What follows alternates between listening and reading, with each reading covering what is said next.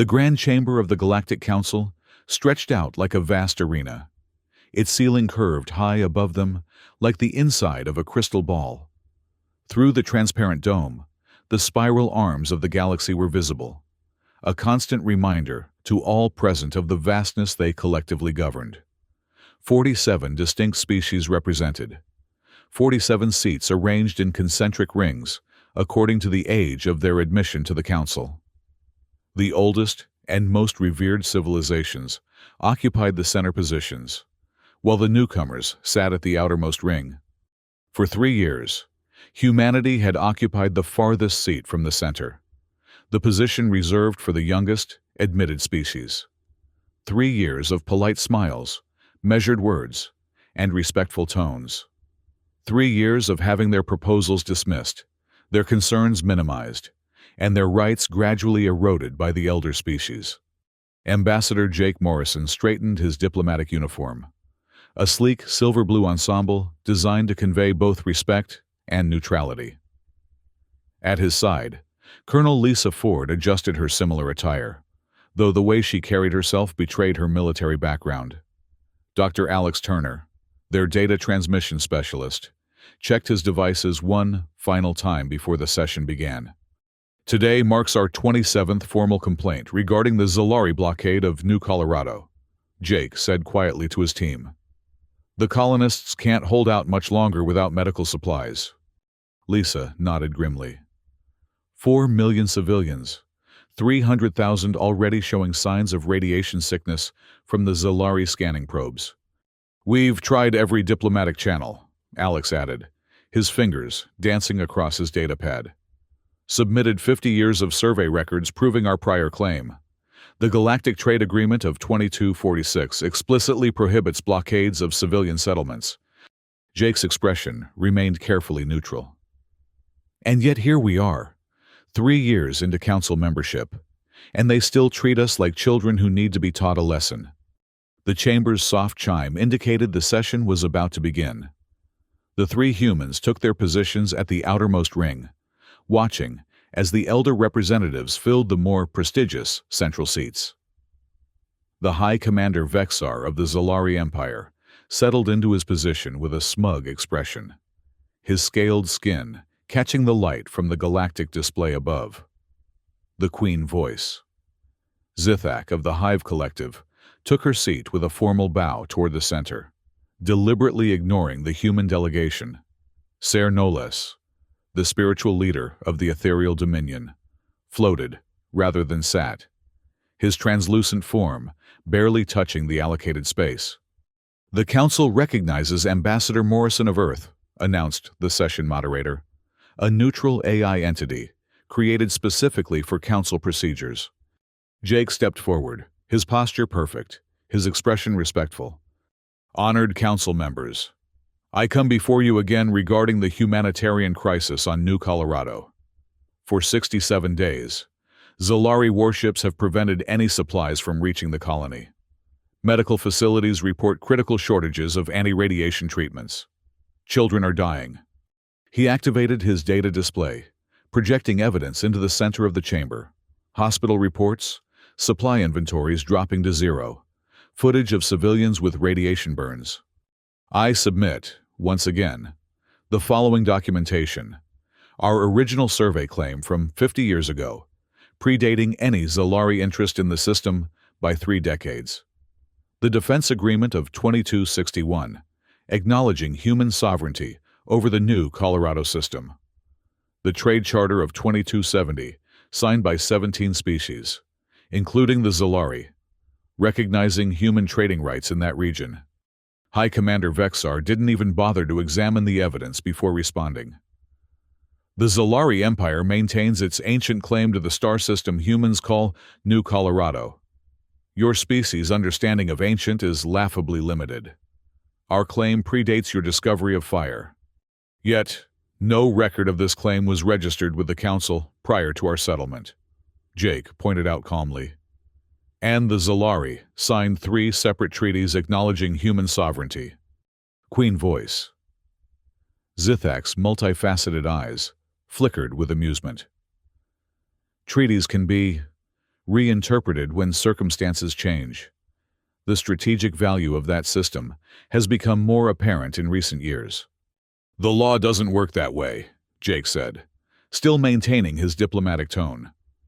"Treaties aren't subject to unilateral reinterpretation when one party suddenly desires what the other has built." Ser Nolis's translucent form shimmered with what passed for laughter among the ethereal. "You speak of law as if you wrote it, young species. The Council has existed for 50,000 years before humanity crawled out of its cradle. Perhaps you require more time to understand how things truly work here." The chamber filled with murmurs of agreement from the elder species.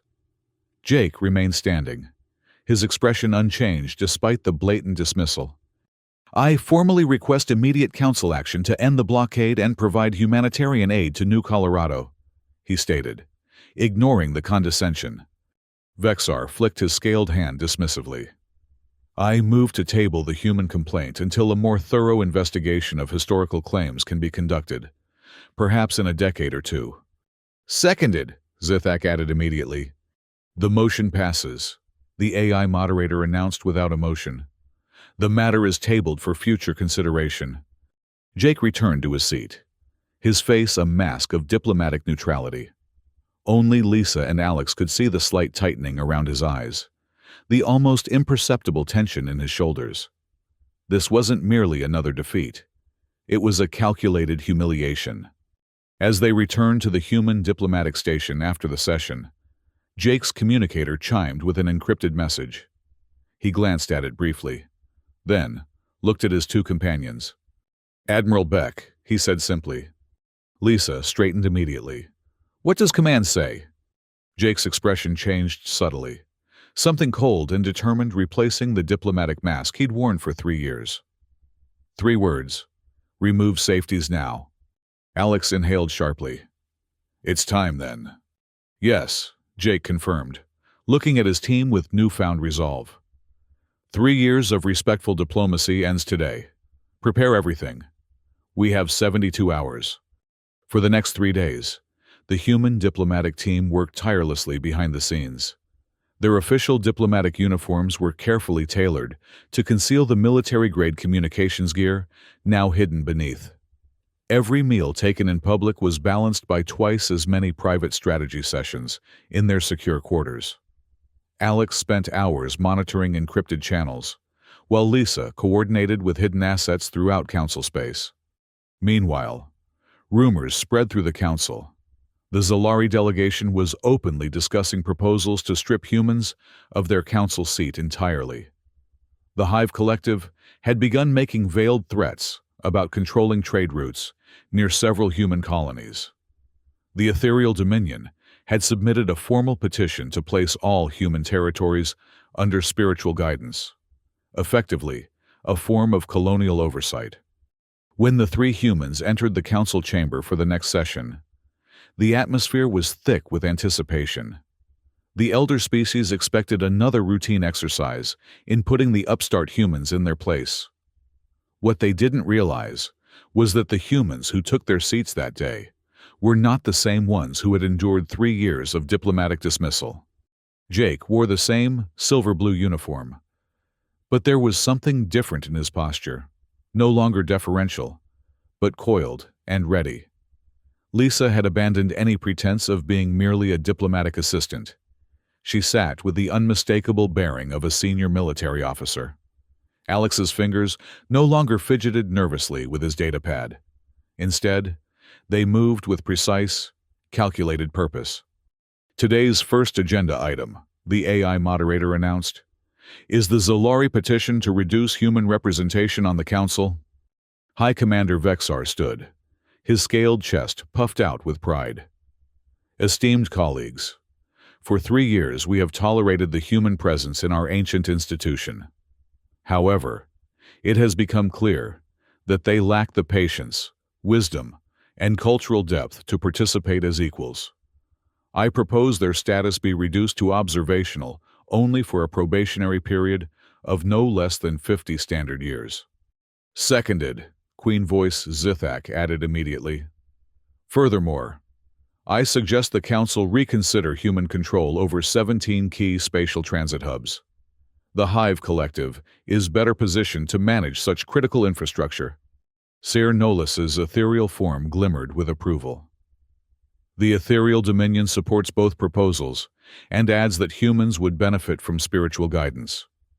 Their aggression and impatience are concerning traits that require tempering.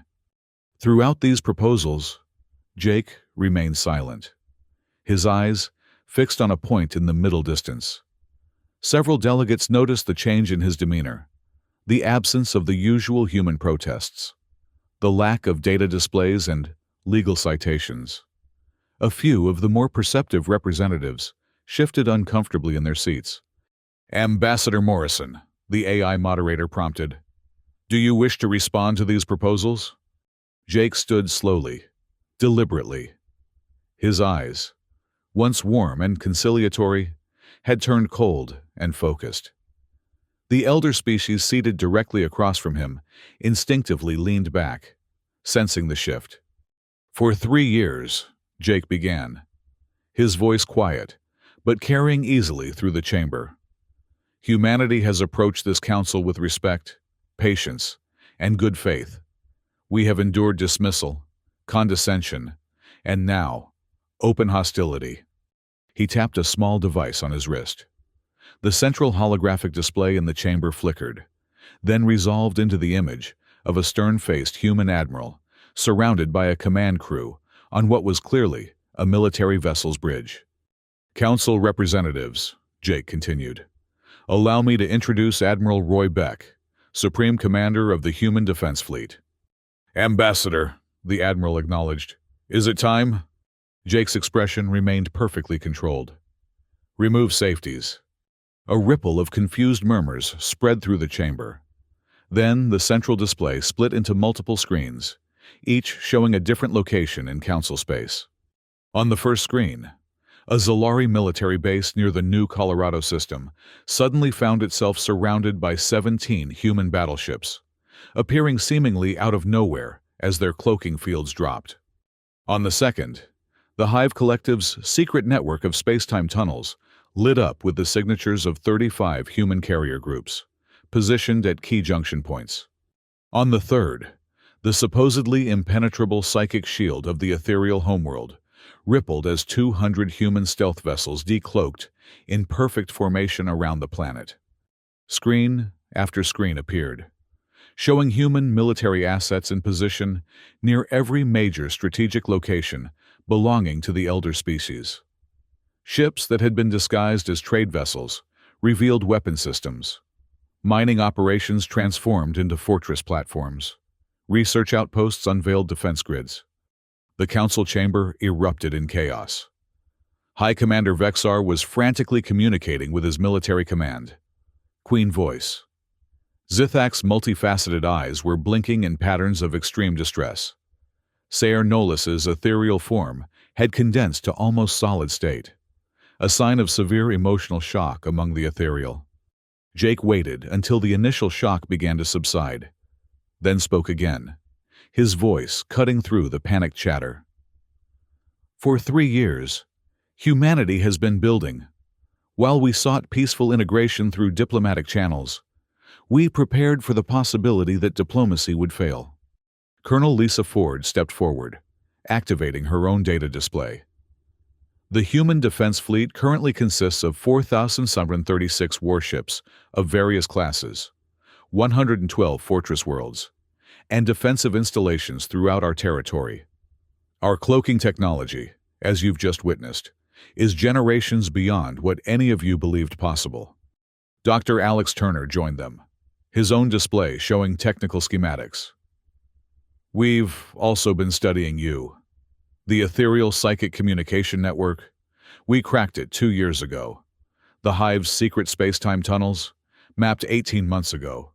The Zalari quantum encryption, broken within 6 months of joining the council." Jake's expression remained impassive. "This is what restraint looks like, council members. At any point during these 3 years, we could have exercised military dominance. Instead, we chose patience. We chose respect. We chose to believe in the principles this council claims to uphold." He paused, letting his words sink in. That patience has run out. One by one, reports began flooding in from across council space. The Zalari blockade fleet around New Colorado was surrounded, outgunned, and facing an ultimatum to withdraw or be disabled. Hive Collective Queens were reporting that their escape routes had been neutralized. Ethereal spiritual leaders found their psychic projections blocked by advanced human countermeasures. "You should know," Jake continued, "that despite our overwhelming tactical advantage, we have issued strict orders: 0 alien casualties. Every human ship commander has been instructed to disable rather than destroy, to incapacitate rather than kill. Because unlike what you believe about us, we do not seek dominance through destruction." The chamber had gone deathly quiet. Even the most ancient and powerful species represented there had never witnessed such a comprehensive and sudden shift in the balance of power. "The Zalari blockade of New Colorado ends now," Jake stated. "Humanitarian aid will be delivered within the hour. The Hive Collective will immediately cease its attempts to undermine human trade routes. The Ethereal Dominion will withdraw its petition for spiritual guidance of human territories." He paused, looking around the chamber. "These are not requests. These are statements of fact." High Commander Vexar found his voice first, though it lacked its usual arrogance. This is an act of war against the entire council." Jake shook his head. "No, this is the end of your war against us. A cold war of diplomatic undermining, economic strangulation, and territorial encroachment. We're simply showing you that it cannot succeed." Colonel Ford stepped forward again. "We're transmitting data packets to each of your delegations now. They contain evidence of treaty violations, documented instances of sabotage against human interests, and intercepted communications revealing coordinated efforts to reduce human influence in council affairs." "We don't want war," Jake emphasized. "We never did. What we want is equal standing and fair treatment, recognition of our sovereignty and our rights as council members." "Queen voice." Zithak's multifaceted eyes flashed with calculation. "And if we refuse?" Jake's expression didn't change. "You won't, because you're intelligent enough to recognize the new reality. But if you did refuse, you've seen only a fraction of our capabilities today." The central display changed again, showing Admiral Beck's stern face. "Ambassador Morrison speaks with the full authority of Earth and all human colonies. The choice before the Council is simple: treat with us as equals, or face isolation from human territories, technologies, and trade.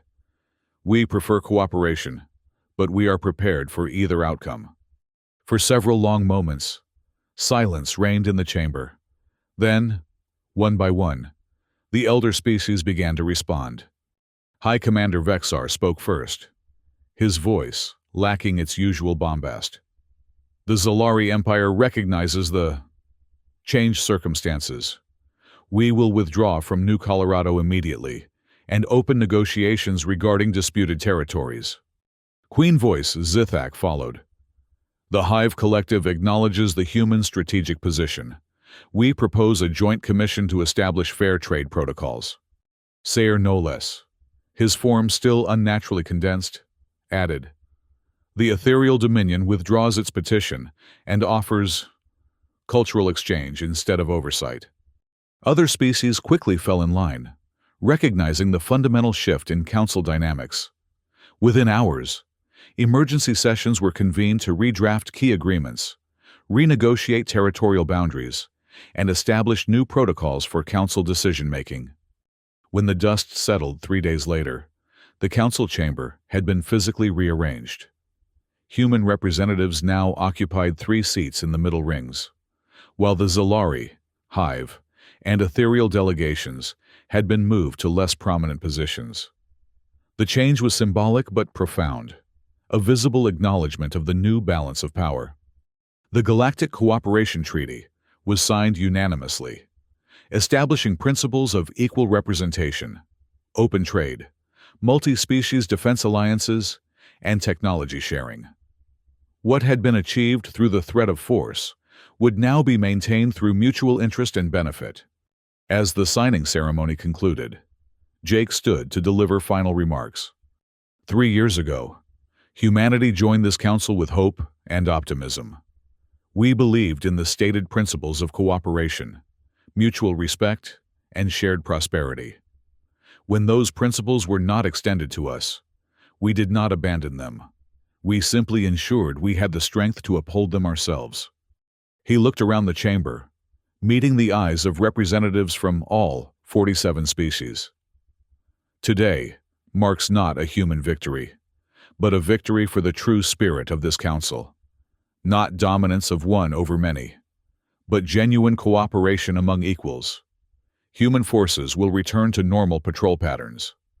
Our technological advancements will be shared with our new allies. Our markets will be open to fair trade from all council members. We chose patience for 3 years, Jake concluded. Now we choose partnership for the centuries to come. As the council session adjourned, species that had barely acknowledged humans before now approached the delegation with proposals for cultural exchanges, research collaborations, and security partnerships. The atmosphere had transformed from condescension to cautious respect.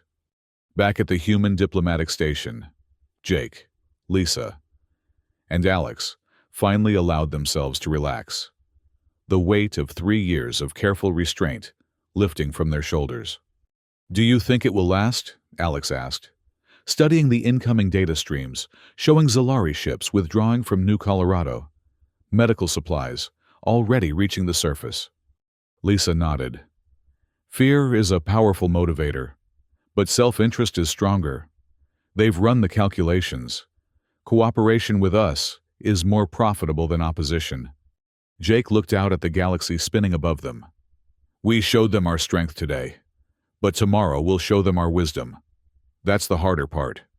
He opened his personal log and recorded a final entry for the day. "The respectful mode we maintained for 3 years has been switched off. Now begins a new era for our species. Peace through strength and genuine partnership." As human ships throughout Council space returned to their standard configurations, as fortress worlds powered down their revealed weapon systems, as cloaked vessels resumed their patrols, the message was clear. Humanity would no longer be underestimated. The patience they had shown was not weakness, but strategy. The respect they had offered was not submission, but choice. And throughout the galaxy, 46 other species began to reassess what it meant to have humans as neighbors, competitors, and now, finally, as equals. 3 years of diplomatic failures had culminated in a single day of revelation. The day the Galactic Council witnessed humanity's respectful mode turn off in real time. In the days that followed, the ripple effects spread throughout Council space. Smaller species that had suffered similar dismissals at the hands of the elder civilizations found new courage to assert their own rights. The Zalari Empire, forced to withdraw from territories it had claimed through intimidation rather than legal right, discovered that genuine trade agreements actually increased their prosperity more than conquest had. The Hive Collective, their network of secret space-time tunnels now mapped and monitored by human sensors, shifted their focus from territorial expansion to technological innovation. Without the constant pressure to secure new resources through subterfuge, their scientists made breakthrough advances in sustainable energy production that benefited all Council species. The ethereal Dominion, perhaps the most profoundly affected, experienced a philosophical crisis that ultimately led to reformation. The revelation that their supposedly impenetrable psychic network had been compromised forced a re-evaluation of their spiritual doctrines of inherent superiority. A new movement arose among their younger generation, advocating for genuine spiritual exchange rather than imposed guidance. For humanity, the transition from underestimated newcomer to respected power brought its own challenges. Admiral Beck's fleet maintained its vigilance, but now operated openly, conducting joint exercises with former adversaries. Military technologies that had been developed in secret were now adapted for civilian applications, accelerating development across human territories. Colonel Ford found herself appointed to lead a new multi-species security council, tasked with developing protocols for conflict resolution that balanced strength with restraint. The principles that had guided the human revelation, overwhelming force paired with zero casualties, became the foundation for a new approach to peacekeeping throughout Council space. Dr. Turner's expertise in communications and data analysis made him the natural choice to head the newly established Information Exchange Commission. Under his guidance, species that had previously hoarded knowledge began cautiously sharing technological and scientific discoveries, finding that collaboration accelerated progress for all. Ambassador Morrison remained the face of humanity to the Council, but his role had transformed. No longer fighting for basic recognition, he now navigated the complex dynamics of genuine partnership.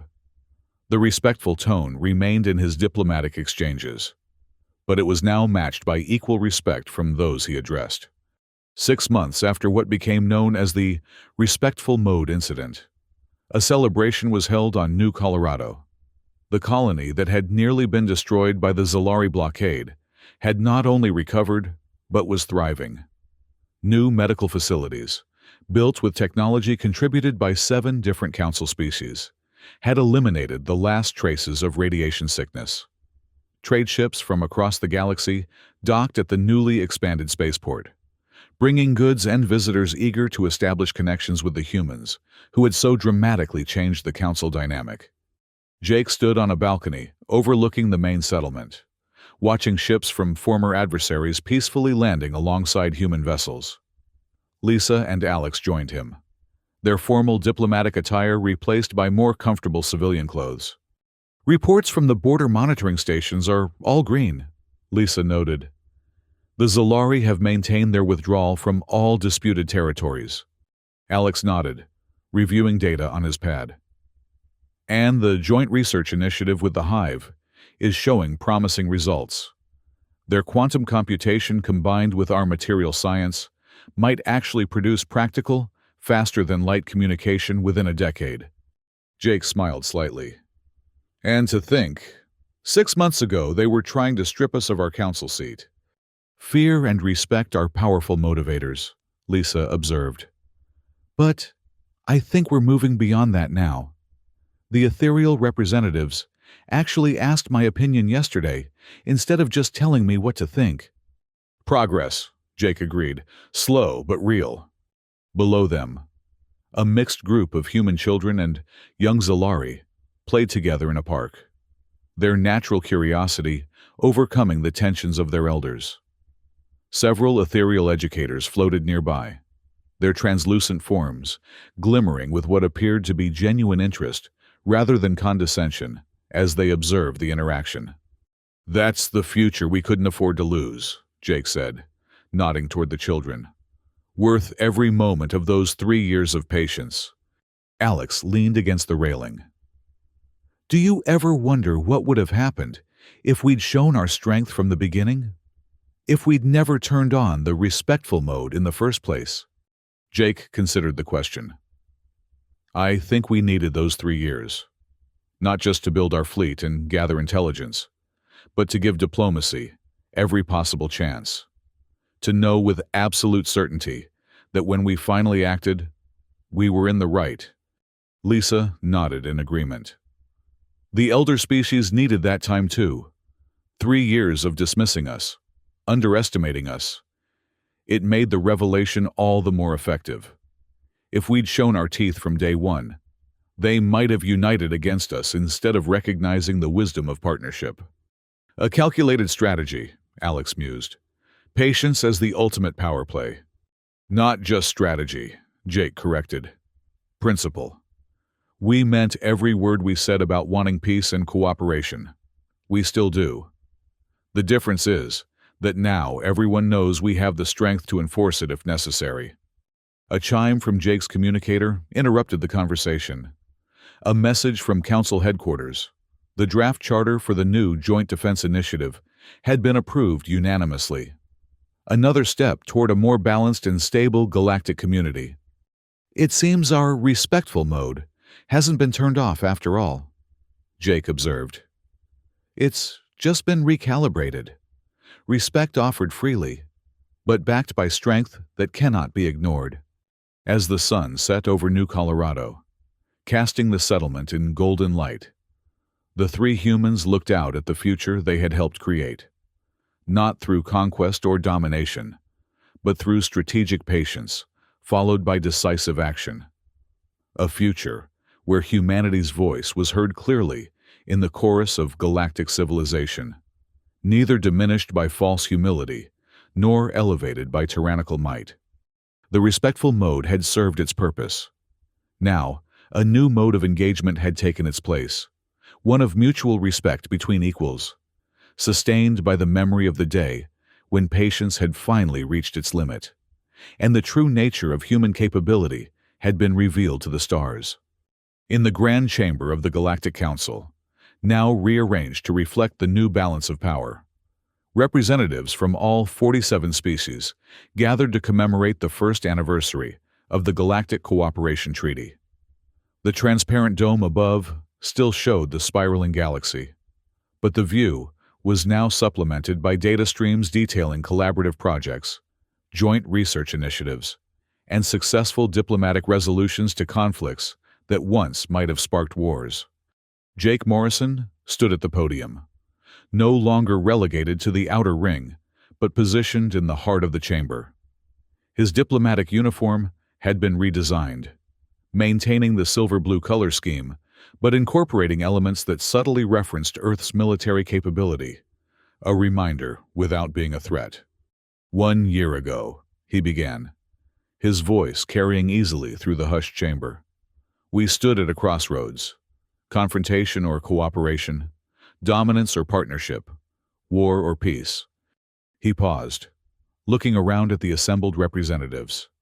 So many species, each with their own evolutionary path, their own cultural imperatives, their own definition of what constituted civilization, yet all now bound together by treaties that, for the first time in Council history, were being enforced with genuine equality. We chose the harder path, Jake continued, not the path of conquest, which would have been swift but ultimately hollow, not the path of submission, which would have preserved a false peace at the cost of justice. Instead, we chose the path of balanced strength, power sufficient to defend our rights, restrained enough to respect yours. The elder species representatives, once so dismissive of human diplomatic overtures, now listened with careful attention. The Zalari High Commander, a new appointee following Vexar's resignation, nodded slightly in acknowledgement. The queen voice of the Hive Collective's compound eyes reflected thoughtful consideration rather than calculating assessment.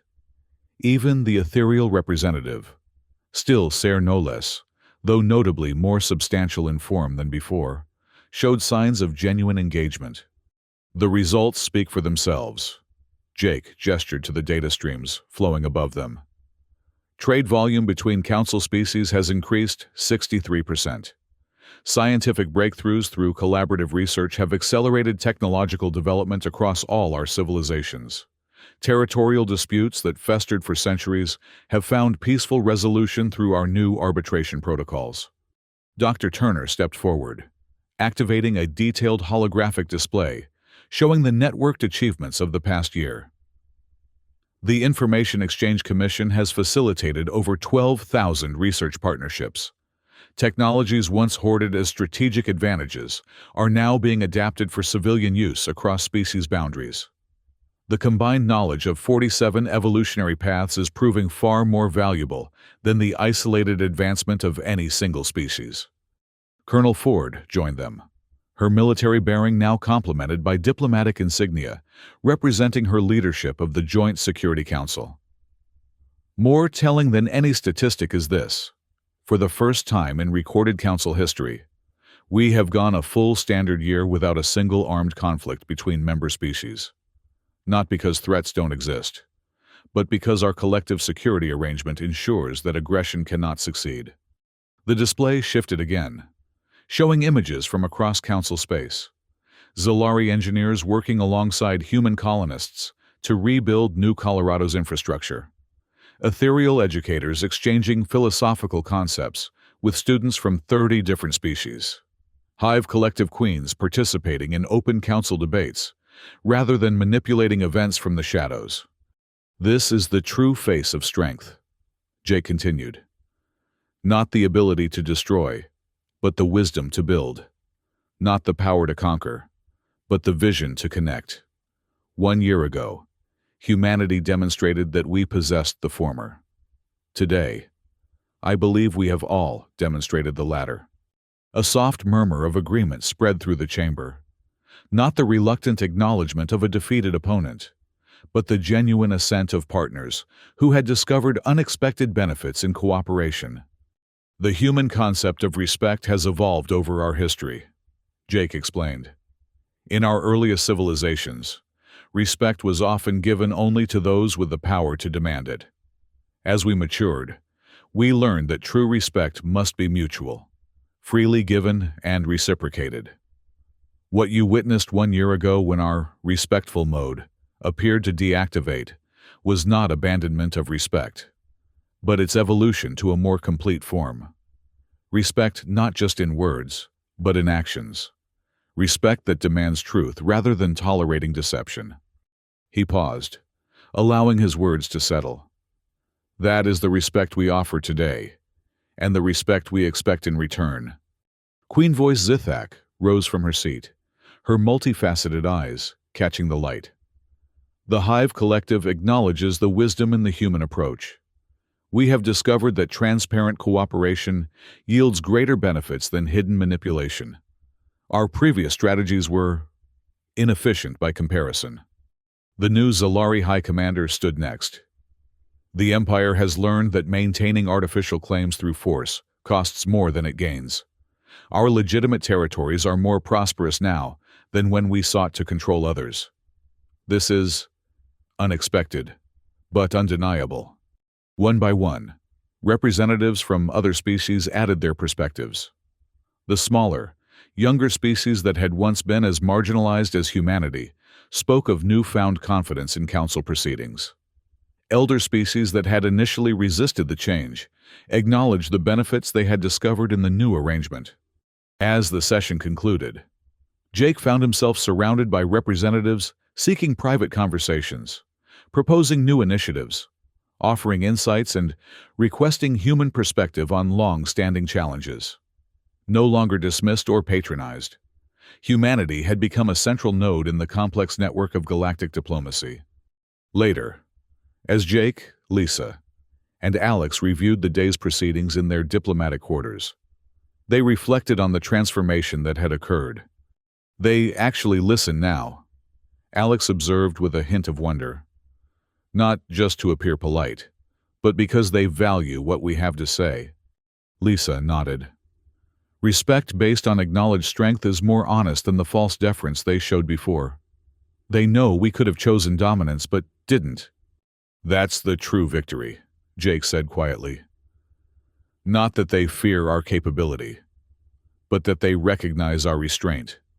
Power reveals character, not just having it, but how you choose to use it. He looked out at the stars, visible through their viewport, thinking of Earth and the hundreds of human colonies now secure in their place among the galactic community. 3 years of patience followed by one decisive day of revelation. And now, perhaps centuries of genuine partnership. Worth every moment of having to smile through their condescension, Lisa agreed. Alex raised his glass in a toast. To the respectful mode, not off, but upgraded. Jake smiled and joined the toast. To respect freely given, backed by strength impossible to ignore. As their glasses clinked together, a message arrived from Earth Command. Approval for the next phase of diplomatic integration. Humanity would now share selected military technology with trusted council allies, further binding their security interests together. Trust built on verified capability rather than blind faith. The respectful mode had indeed evolved, not disappeared. And across the galaxy, 46 other species were learning that the youngest member of the Council had perhaps the oldest wisdom. True peace comes not from weakness or dominance, but from strength tempered by restraint, power guided by principle, and respect based on reality rather than illusion. The day the Council witnessed humanity's respectful mode turn off had become the foundation for a new and better understanding, one that promised to guide galactic civilization toward a future brighter than any single species could have created alone.